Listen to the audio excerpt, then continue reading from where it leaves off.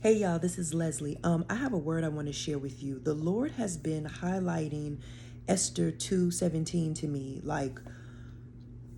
repeatedly, and I know that I have done I think a word or two about it already, but this time he is highlighting the word favor in this word that I'm about to give you.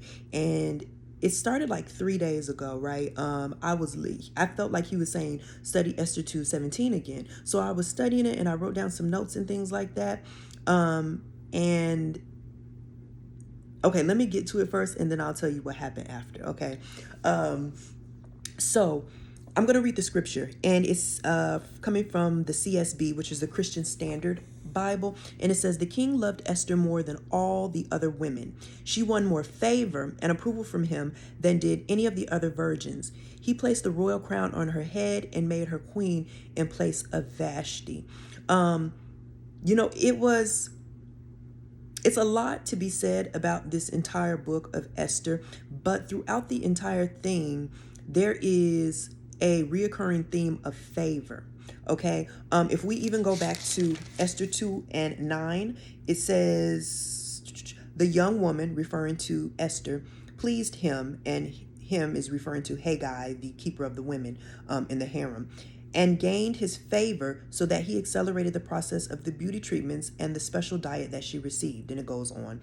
And then even if we go to Esther 2:15, it says Esther was the daughter of Abihail. And I'm going to skip down to the last sentence. It says Esther gained favor in the eyes of everyone who saw her. So I wanted to look up this word favor. And so I went to the Blue Letter Bible and the Concordance, and I looked up favor. And the word is actually hesed. And it means, or it refers to goodness, kindness, faithfulness, mercy, favor. And it's the type of favor that removes the reproach and the shame of the past, right? Or a bloodline. Okay. And so we know that Esther was raised to be a deliverer. Now, of course, that's not what she assumed, but that's what ended up happening, right? Who would think that a woman who was once an orphan would end up being queen? But God orchestrated this entire thing and put favor over her life so that she would be able to eventually set her people free. Now, in this city, she's in Susa, right? And the reason she lives there is because her family came there as exiles. She is, the cousin of Mordecai, who has adopted her and raised her as his own daughter. But they're basically in exile. They're Jewish exiles in Susa. And so she goes through the whole process of getting into the competition, if you will, to be queen. But there is a specific favor from the Lord that has been placed over Esther's life. And we later know in Esther 4:14, Mordecai tells her, who knows, maybe you have been raised for such a time as this, right? She's literally been birthed to be a deliverer, and there has been favor over her life the entire time. Even as an orphan, the woman had favor. Everything that happened to her lined up just so that she could be where she was at the appointed time. Okay. And so we see that they refer to her beauty quite a bit, right? But I believe that she was outwardly beautiful because of the very favor that she embodied on the inside, that God's favor that was on the inside of her. I believe it was like it shone through, and I believe she was literally walking favor for her lineage, okay, for her bloodline. And I believe that many of you are favor for your bloodline. You're a deliverer for your bloodline, and maybe you don't even know it. I pray that you know it, or maybe you can feel it, or God has told you, you have an Esther's anointing. There's a Esther's mantle, if you will, over you, and He's telling you that He's raising you up for such a time as this to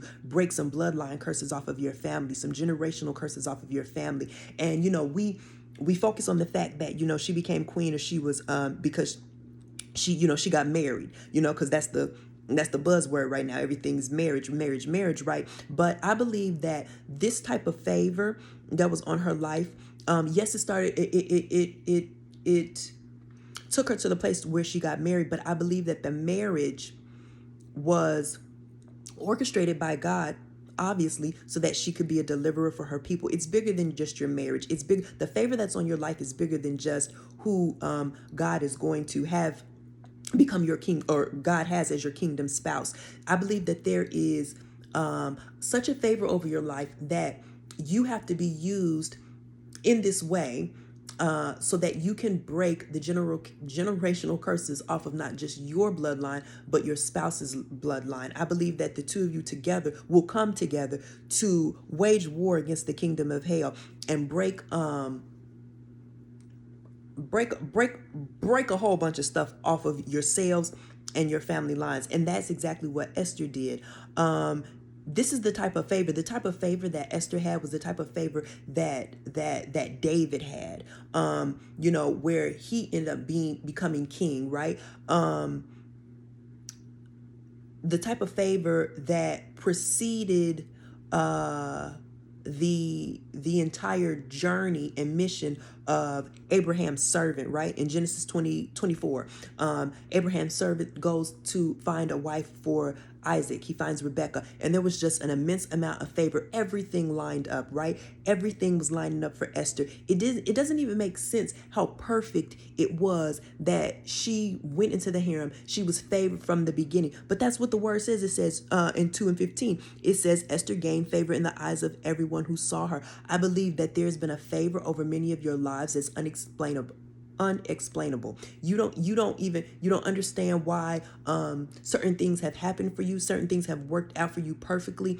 It's just like the fact that she was an orphan, what somebody would have deemed such a bad thing, or like, you don't have family, you don't have this, or you know what I mean? Like, you came from meager or rough beginnings. You're living in exile. But the one who was in exile was exalted. She was lifted up. She was raised up. The favor over her life that God had on her, that God had in her, allowed her to become the deliverer of her people. And I believe many of you are the deliverers of your people. And you know what's funny is, I think I said it at the beginning, that God started talking to me about Esther 2:17 again 3 days ago. And so I started studying it that morning or whatever. I started reading it again and just like sitting with him and saying like, okay, what is it that you want to show me, Lord? And towards the afternoon, I'm driving back home. And if you've seen before, I've said that there's a 217 bus that is near my home, and I've seen it several times, right? Okay, so the 217 goes up one of my cross streets, okay? And I hadn't noticed it before until like God started talking to me about Esther 2:17. Then that's when I started seeing the bus. Okay, so we're gonna say I was coming up Ice Cream Road, okay? And I'm pretending like these are my cross streets. Okay, so I'm coming up Ice Cream Road, and there was an accident, and so a large part of the road was closed off. So luckily there are some office buildings on that road, and I was able to drive through the office buildings to get up to where I needed to make a right-hand turn. Okay, so I'm going up Ice Cream Road. I have to detour off into these office buildings so that I could get onto my street, my cross street, but the one where my house actually is, and we'll say that's I don't know, child. We'll say that's Radical Road. Okay, so I'm maneuvering so I can get up to Radical Road. Okay, so when I get up there to make the turn, to make the right-hand turn, across from me, I see a bus, and it has to now make a left-hand turn onto Radical Road because it can't go back down Ice Cream, right? Because there was an accident. I hope you're tracking with me, okay? There was an accident, so the road was closed off. So as I'm making the right-hand turn onto Radical Road, the bus is coming across from me, and it's making a left onto Radical Road. And y'all know what bus it was. It was bus 217. 217 is not supposed to go down Radical Road at all, okay? But that favor was turning on my street. Now, God had just told me, study Esther 2:17 that morning, so I did. And I studied it, then I had some things I had to do, and I go out the house and do all my appointments, whatever, blah, blah, blah. As I'm coming back, I'm going up Radical Road, and what do I see? But the 217 has to turn, that favor, had to turn down my street because it couldn't go down that way because there was an accident. This bus is not supposed to turn on my street. You know how buses run. They go usually like north and south or whatever, east or west, whatever. But they go the length of whatever street they're on, whatever their route is. They usually just go straight up and down, go all the way down Radical Road and then turn around and come all the way back up it, right? And that's what they do for however long the bus runs. It usually doesn't make turns. It usually doesn't go left or right. But because there was something was impeding it, there was an accident, it had to turn down my road. And it literally stopped in front. It literally stopped right in front of my neighborhood. I'm like, wait a second. Listen, many of y'all don't understand, but there's a favor that is over your life.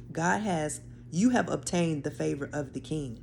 Okay, and it's not just your earthly king, your earthly spouse, but you have obtained the favor of the King, the Most High. Okay, there is something that He needs out of your life, and while marriage may be a portion of it, it's just a portion of it. You are called to so much more. You are called to so much greater than just that marriage. That's a part of the story that's going to help you get to the next step, and it's going to put you in position to be able to do what it is that you have ultimately been sent in the earth to do. That favor was on my street, y'all. That 217 is following me. There's something that God has for me. And He's placed favor over my life to be able to do that thing, right? There's favor over you. You know that you are an Esther for your generation, for your family, for your bloodline. There's something that you are going to deliver people from. There's something that you're going to set them captives free, okay? I don't know, y'all. I'm excited. Every time I see that bus, I'll be like, ooh.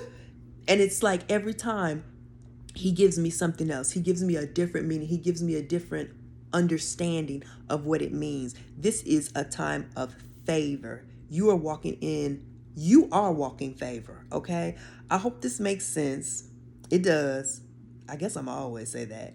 But for who this is for, it will make sense. It will ring true in your spirit. Sis, you are walking favor, okay? Esther, it's time to arise, okay? You've been called for such a time as this. Get ready. It's time for you to enact the favor that you have. Okay? That's the word.